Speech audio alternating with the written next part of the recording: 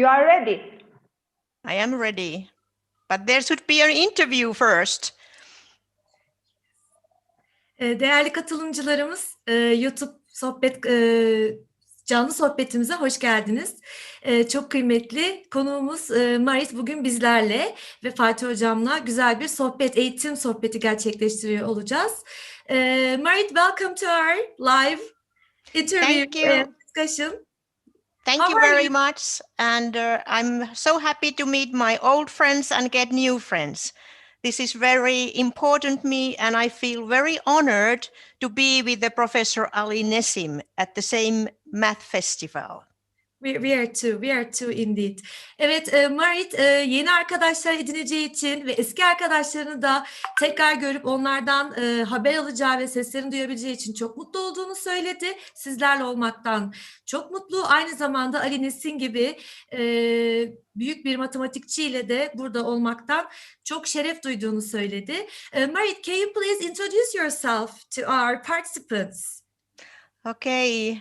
Once again, nice to meet you. I'm Marit Rossi, and I have been a previous math teacher and a principal, and then a math book author, pedagogical books, articles, and then the world opened even more for me when I get the top 10 finalists place in the Global Teacher Prize. Global Teacher Prize, yes. Evet, Marit'in o kadar çok anlatacağı güzel şeyler var ki ben de aklımda tutmaya çalışıyorum. Çünkü başarılarla dolu bir özgeçmişten bahsediyoruz. Eskiden öğretmenlik yapan ve artık yöneticilik yapan bir matematikçi kendisi ve en önemlisi Global Teacher Prize'da ödül ilk 5'e kalmış bir kişi. Yes, can you continue please? Can you just tell us how did you start working with EKİP? How did you find yourself there? Actually, I think it happens about 6-7 years ago when I was having a keynote speak in Turkey. And then I get more contact with the EKİP, and we notice together that we are thinking very same way about how the teaching should be done in the schools. So we have a quite long history, and it has been so amazing to work with you because I noticed that the teachers in Turkey, they really want the change. Exactly. Evet, Marit yaklaşık 6-7 yıl önce Türkiye'de bir konuşmaya geldiğinde ekiple tanıştığını söylüyor.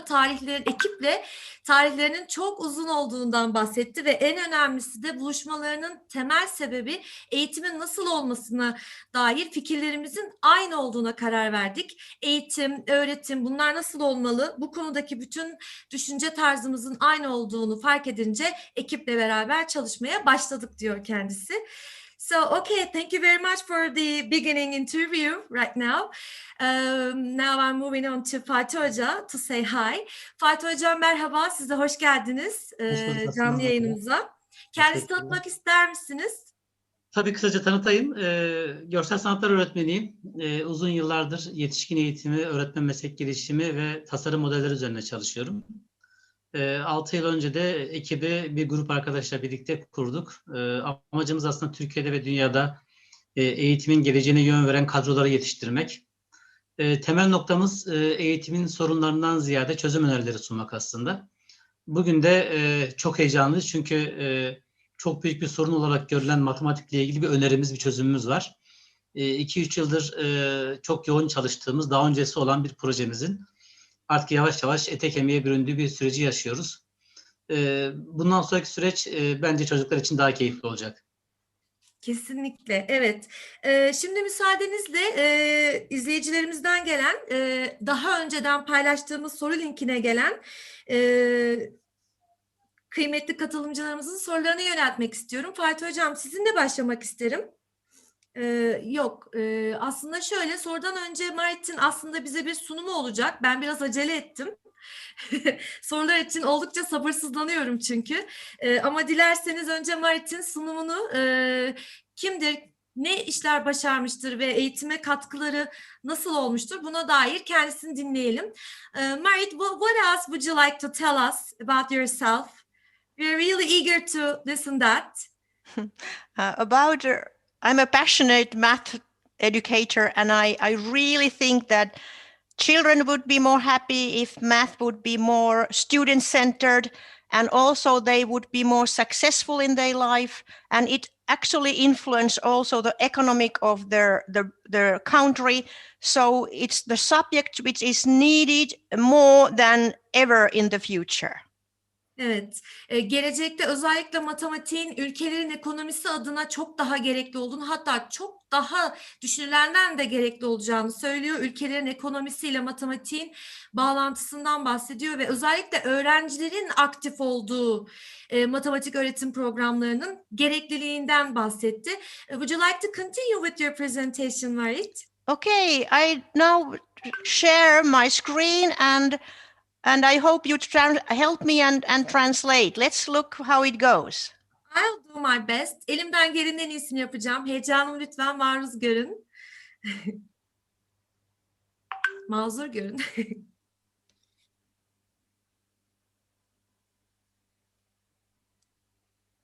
All right. So I'm really thinking that the math lessons has to come live to the students.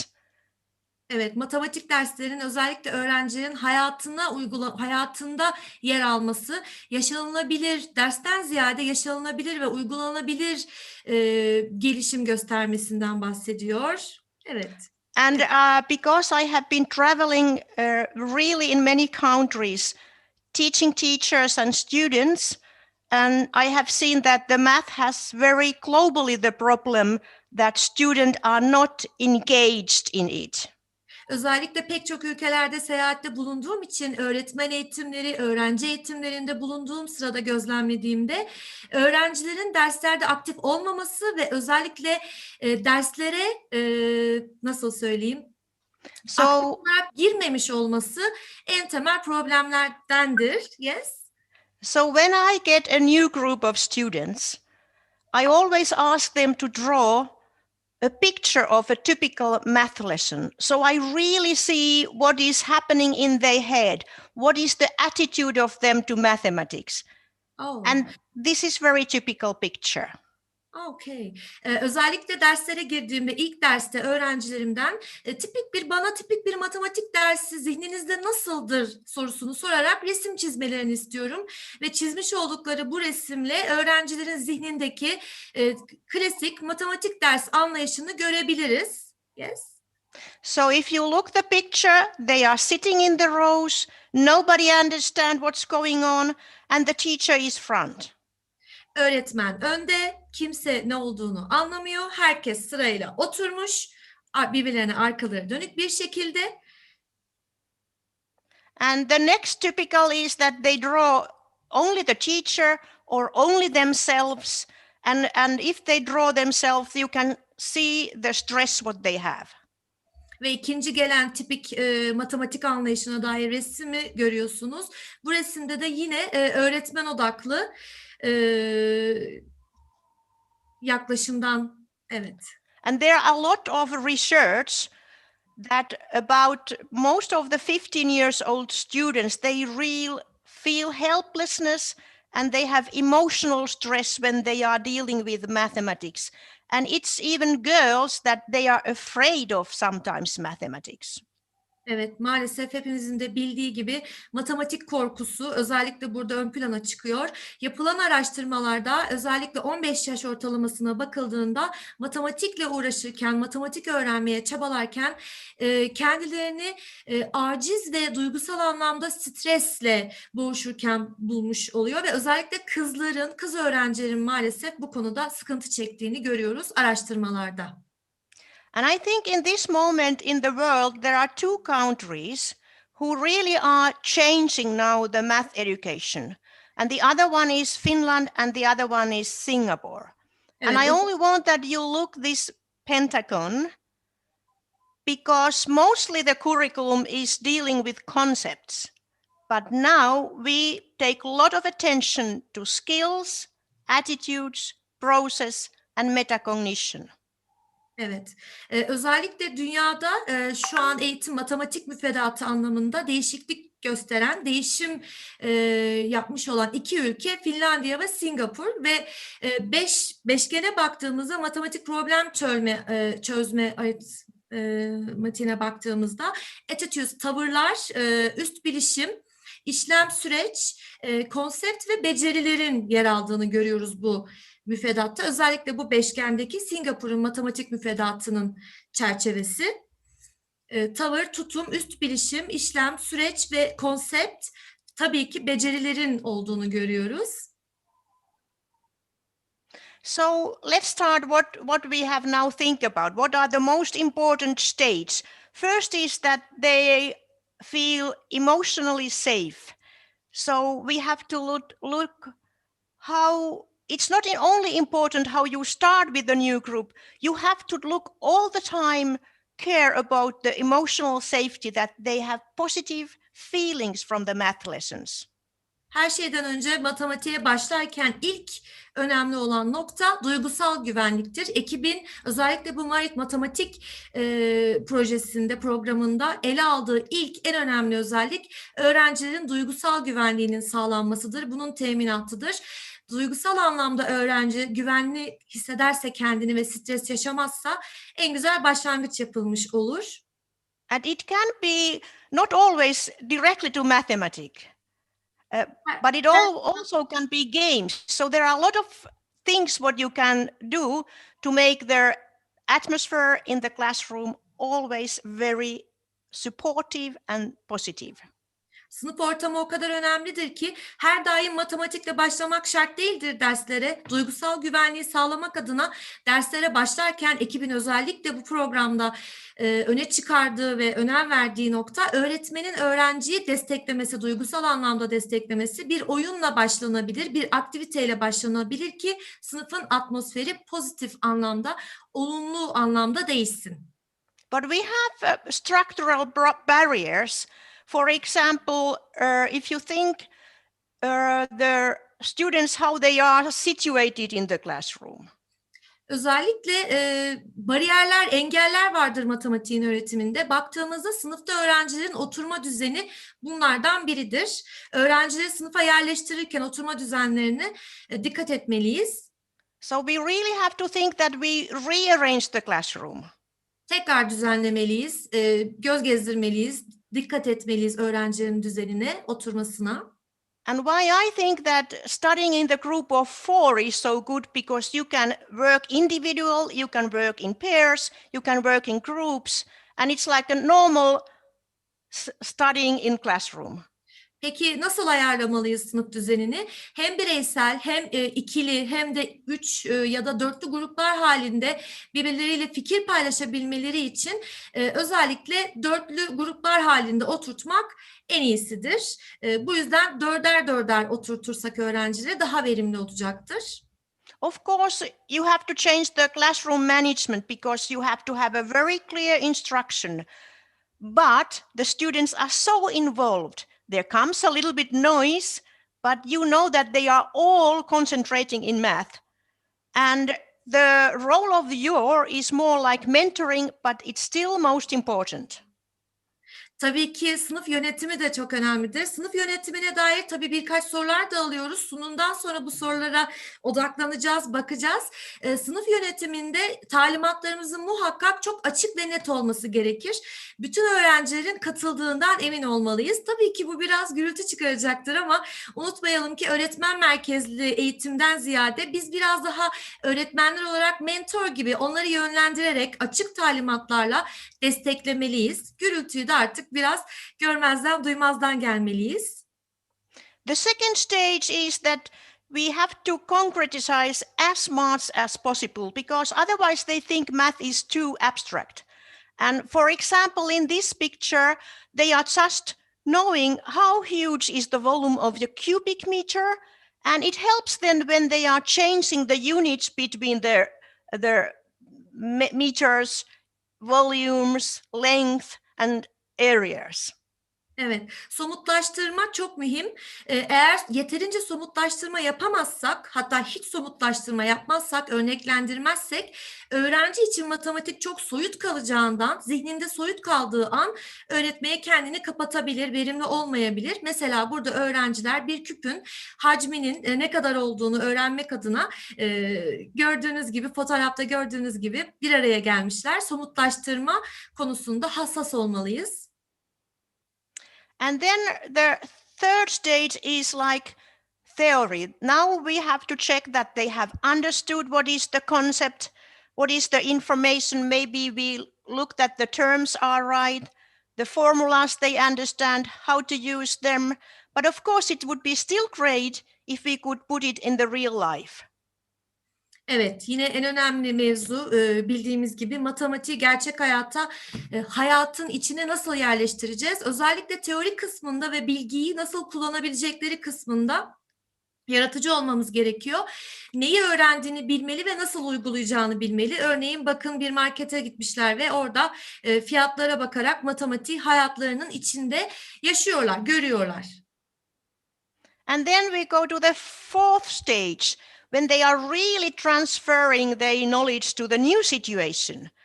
For here, they understand in the metric system the ratio in the circle, but in here they are not allowed to use anymore the metric.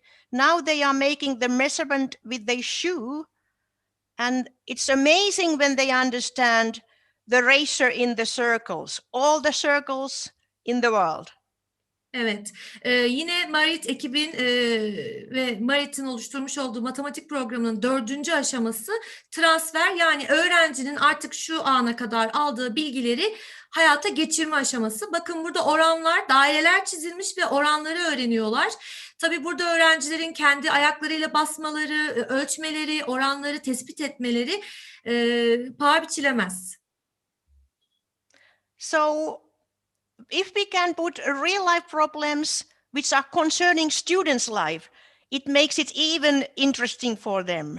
And this is only a picture, then they are collecting data and they can do it in the classroom and outside the classroom. Evet, sınıfta dolaşarak bilgi topluyorlar. Bunu sınıf içerisinde de yapabilirler, sınıf dışında da yapabilirler. Gerçek hayat, gerçek yaşam problemleri dedik. Özellikle öğrencileri ilgilendiren, öğrencilerle ilgili meseleler üzerine bilgi toplamalarını istersek çok daha etkili olacaktır. Bilgi toplama yine söylediğim gibi sınıf içinde veyahut sınıf dışında olabilir. And of course, the last stage is assessment. If we are changing our classroom happening, it also means that we have to change the assessment. And it means that probably they are peer assessment, group assessment, and different kind of self-assessment. But they are really enjoying when they are developing their own understanding. Evet, 5. ve son aşamamızda değerlendirme aşaması. En önemli aşamalardan tabii ki, çünkü öğrenci ikili veyahut daha fazla kişiyle beraber değerlendirme formları doldurabilir. Kendisi en önemlisi anladığı şeyi, derste anladığı şeyi değerlendirmeye koyduğunda kendisini hem iyi hissedecektir hem de ne anladığını çok daha iyi görecektir. And in very end, I want to say that the World Economic Forum has just announced the top 10 skills to 2025. Evet, 2025'te Dünya Ekonomik Forumu'nun belirttiği şekilde bakın 2025'in en üst 10 becerisinden bahsedeceğiz. İlk 10'daki beceriler nelerdir? Our children can't have these skills if we don't practice them in the math class. Bunları eğer matematik derslerinde pratik yapmazsak, uygulamazsak maalesef öğrencilerimiz, çocuklarımız bu becerileri edinemezler, kazanamazlar. And they have put more problem solving, more up. All these blue circles are about problem solving skills. Maviyle işaretlenmiş olan yuvarlaklar hep problem çözmeyle ilgili olan beceriler. And then there are new skills which were not 2020, and they are about the technology.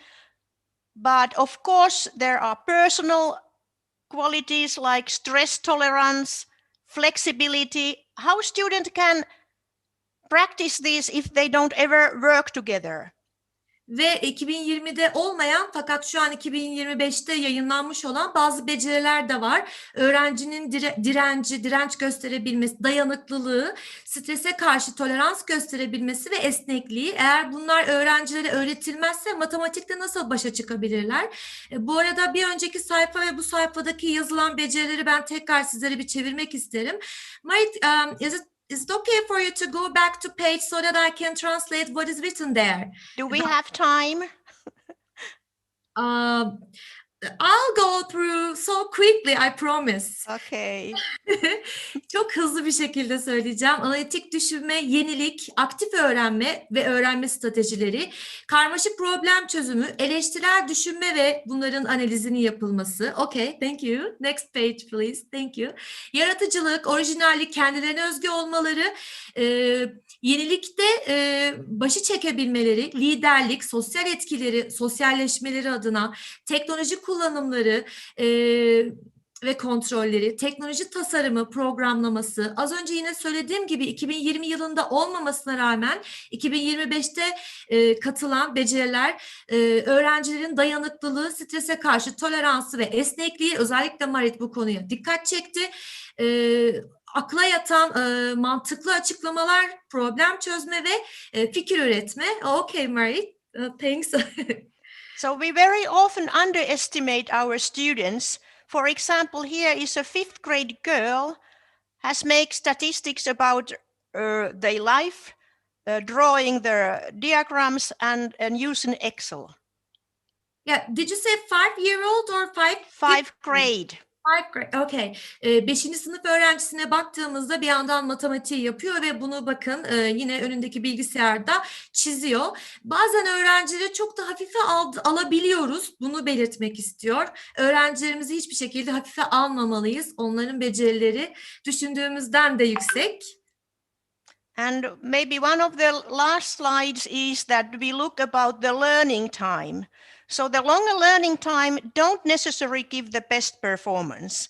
And here I have the red columns. They are how many hours in week students, 15 years old students study in their country, and in Finland it is about 36 hours. And here you also find the Turkey. And then the blue column tells about how many score points in mathematics per hour they get from this total learning. Evet, bu yine önemli bir tablo karşımızda. Öğrencilerin ne kadar uzun derslerde kalması, öğrenme süresinin daha doğrusu uzamasıyla daha iyi sonuçlar alamayacağımızı gösteren bir tablo. Baktığımızda mavi sütunlar öğrencilerin her ders başında ne kadar öğrendiğini gösteriyor. Kırmızılar dersin süresini gösterirken mavilerde öğrencinin edindiği, öğrendiği skorları gösteriyor. Baktığımızda Finlandiya'da aslında diğerlerine göre neredeyse evet bakıyorum en az öğrenme süresi var ders süresi olarak. Şu an Türkiye'yi göremiyorum ama büyük ihtimal tabii ki Türkiye, evet gördüm şimdi çok pardon. Evet Türkiye'de neredeyse 50 iken bizim skorumuz maalesef çok düşük ama Finlandiya'da ise tam tersi öğrenme süresi düşükken edindikleri skor, aldıkları puanlar oldukça yüksek. Yani kısacası öğrenme süresi uzadıkça performans da artmaz. So if you think the China and Asian countries who have been successful, look the hours how the student use in the studying, and what is the youth of childhood and the happiness. It's not worth of that. And if you think about United Arab Emirates, even they have long hours in learning, the points are still not. So it's the quality of the education. Söylemek istediğim kalitedir diyor Marit. Öğrenme süresinden ziyade öğrenilirken öğretimde geçirilen süre değil kalitesidir.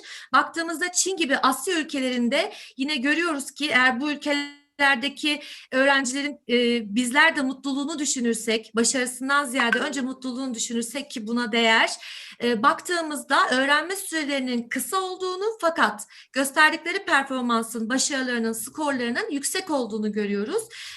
Arap Emirlikleri'ne, Birleşmiş Arap Emirlikleri'ne baktığımızda yine öğrenme süresi oldukça yüksek fakat skor oldukça düşük.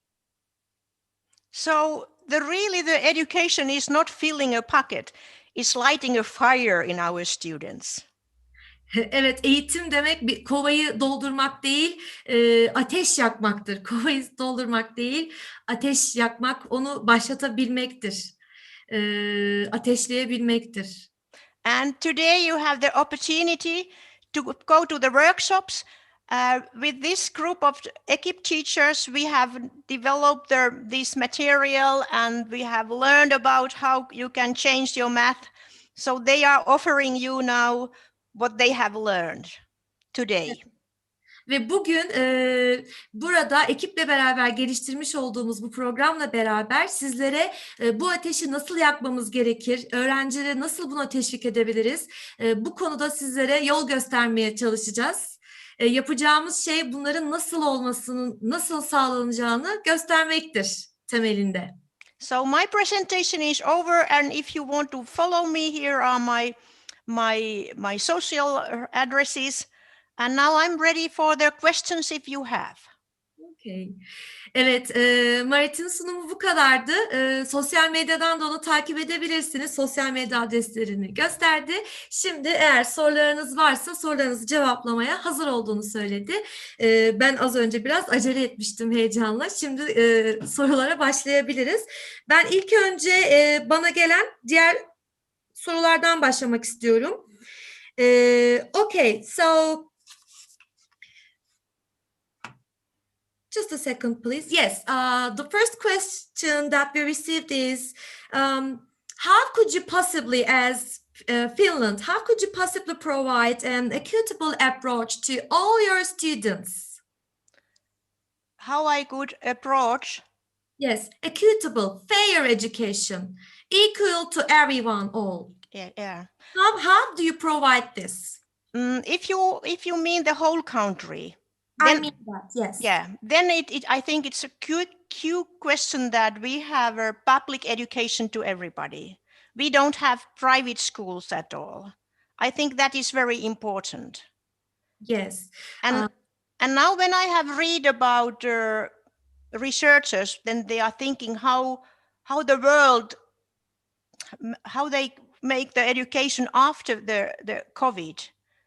Yes. They have said that maybe the best solution is that every city, every countryside, they would have one public school, which is like a star school, supporting others and giving advices.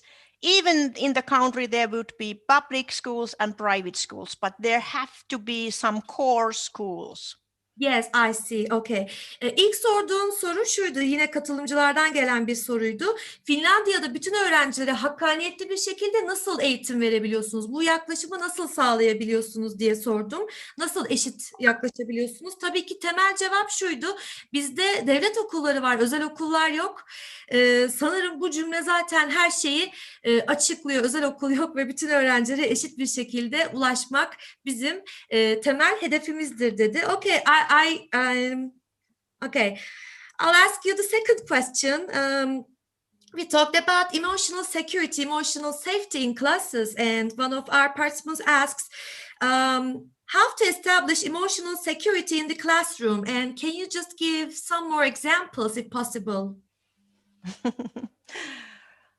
Yes, I think it's a key question. If you think about the drawings which I show you, and if you listen their stories about your friends and families, they mostly have very negative attitude. So how to make a positive attitude in the classroom? The teacher's role is very important. That it's allowed it to make mistakes. It's needed that there is the group of 4 that the students are using their math language. and then you put their games, then you make some other activity which is not directly connected to the math. The students see that you are so interested about your student happiness. So there are really a lot of things which we can do. Yes, okay. Evet, ikinci soru çok karşılaştığımız sorulardan.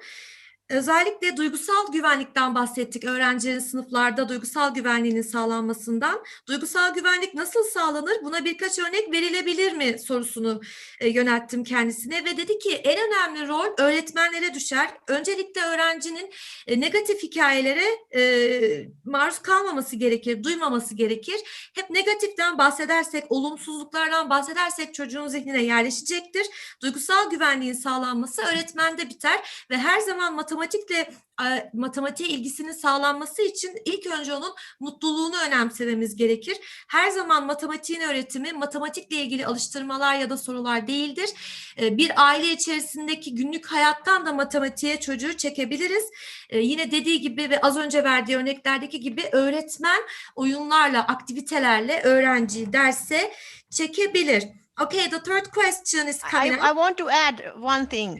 I'm Yes. sure that today in the workshop they get much more different examples. Evet, özellikle bugünkü workshoplar, atölyelerimizde çok daha fazla örneklere detaylı bir şekilde göz atabilecekler, bakabilecekler. Bugünkü atölyelerimiz çok verimli geçecek. Ben de buna inanıyorum. Bu soruların cevapları atölyelerimizde, ekip atölyelerinde.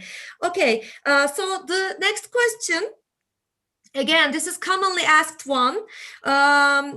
If the students are behind the curriculum, when the students are behind the curriculum, how can we manage it? What should we do as teachers? I think one big thing what we did right about 30 years ago, we have a hairy curriculum like you have now. We put something away. So now if you can't put something away, you have to be brave enough as a teacher that look the main things what is needed and extra you just put them out, and when you can teach it differently they get more motivated, more interested, but you have to make the basic things, concentrate on that. Don't be worried about all the small details which are not necessary in mathematics, and those who are very very easy to learn, they will learn it later themselves anyway. Okay. Evet, öğretmenlerimizin müfredata dair küçük detaylarda boğulmamasını, endişelenmemesini söylüyor. Temel noktaları verdiğimiz sürece diğer detaylar değil, özür dilerim, ekstralarda çok fazla çile çekmememizi, temel noktaları eğer onlara verebiliyorsak bu konuda cesaretli olmamız, tamam ben bunu öğreteceğim, temelini vereceğim diye kendimize güvenmemiz gerektiğini söylüyor. Detaylara girmeden temel mantığı vermemiz gerektiğini söylüyor. Önemli olan öğrencimin ihtiyacı olan şey nedir? Bu gözle bakmalıyım. Yoksa müfredatın gerisindeyim, ilerisindeyim bu şekilde düşünmeden olması gereken temelini vermeliyim. Okay, so another question. When should students start learning mathematics? What is the proper age for that? I think they can learn very early. I think even 2-3 years they can learn little by little to understand their numbers and what is equivalent. Is there number 3? Is it the number 3 apples? So this kind is starting very early, and I think one mistake what other countries do, they put too much content too early. Like I said, I have, for example, teach it online to Saudi Arabia, and I noticed that on their 5th grade, no, actually in the 3rd grade, they use thousands when we in Finland are still concentrating on tens and hundreds. Because if you don't understand the basic things, they just lose the whole thing. Yes.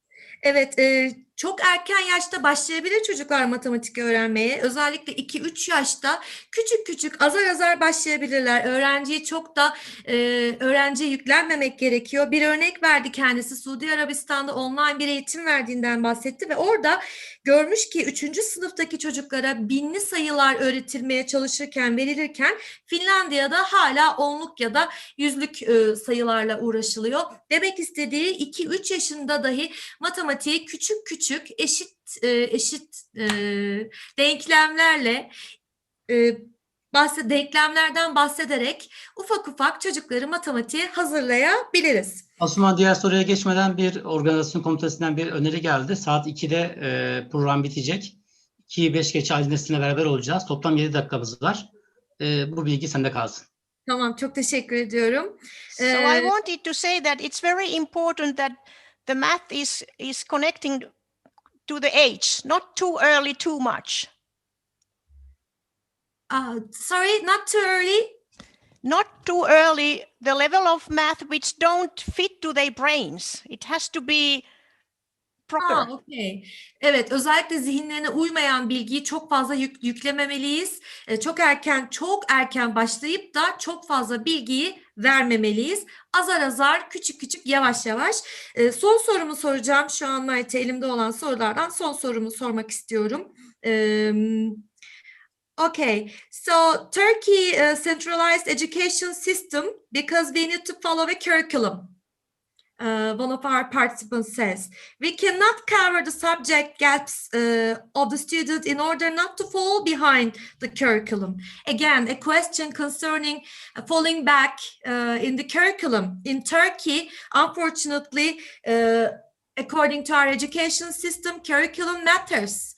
So if we fall behind the curriculum, no, in order not to fall behind the curriculum, we cannot cover some important subjects. What do you recommend? I still believe that when you choose the basic information and you give them possibility to play and make research and study, that will be so powerful that I have made my students to the top of Finland in the PISA. So there are teachers who are going page by the book, and then all the students, or only few of the students, learn. So I once again say, you have to be brave enough, maybe a group of teachers, and you have to look what is nonsense which they don't need, and you just have to get, and actually you have a lot of lessons. You have more lessons than we. We have about 3 lessons a week, maximum 4. Oh, And we are still in the, I think, 10 best in the PISA. So don't look the book pictures, and begin to listen what they understand and what not, how you will help them. I think there is no other solution. Evet, Marit diyor ki yine müfredat konusunda neyin gerekli olduğuna öğretmenler olarak cesaretinizi toplayın ve siz karar verin. Müfredattaki gerekli olan noktaları verdikten sonra oyunda oynatabilirsiniz, aktivite de yaptırabilirsiniz. Önce sizin cesaretli olmanız gerekir.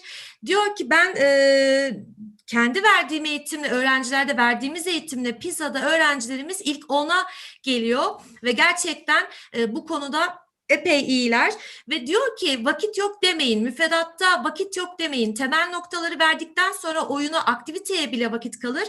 Bunu da nasıl örneklendirdi? Finlandiya'da bizim haftada 3 ders saatimiz var, maksimum 4 ders saatimiz var. Biliyorum ki Türkiye'de daha fazla ders saati olan okullar da var. Biz bunu haftada 3 ders saatiyle yapıyorsak ve PISA'da zirveyi zorluyorsak, sizler kendinize güvenin, cesaretinizi toplayın ve öğretmenler olarak işin özünü verip aktivite ve oyunlarla zenginleştirin, müfredatı bu konuda değerlendirin diyor. Okay, thank you very much for your sincere answers. My pleasure. Useful ones. Thank you. My pleasure. Thank you. My honor. All the good for you. I hope that I can come to Turkey soon. Oh, okay. It's been an honor to be talking to you. Evet, Türkiye'ye gelmek istiyor ve gerçekten benim için onur vericiydi Marit'le bu soruları konuşuyor olmak. Fatih Hocam, size de gelen sorularımız var. Çok hızlı bir şekilde yöneltmek istiyorum. Müsaadenizle. Bakıyorum. Pardon. Evet, özellikle yeni nesil sorular ve Marit matematik modeline dair konulardan bahsedilmiş. Son günlerde ülkemizde çok gündemde olan yeni nesil soruları Marit matematik modelinde, 2001 modelinde uygulandı mı? Ya aslında şöyle cevap verebilirim. Tabii zamanımız çok azaldı. 2 dakikamız var. 2'yi 5 geç halindesine ve tekrardan beraber olacağız. Tüm katılımcıları tekrardan bekliyoruz. Biz Marit matematik modeliyle birlikte çalışırken 35 öğretmenle beraber aslında çok yoğun bir zihinsel süreç yaşadık. Ve bu zihinsel süreç içerisinde mevcut olan gündeme gelen her şeyi nasıl tasarlayabiliriz üzerinden konuştuk aslında.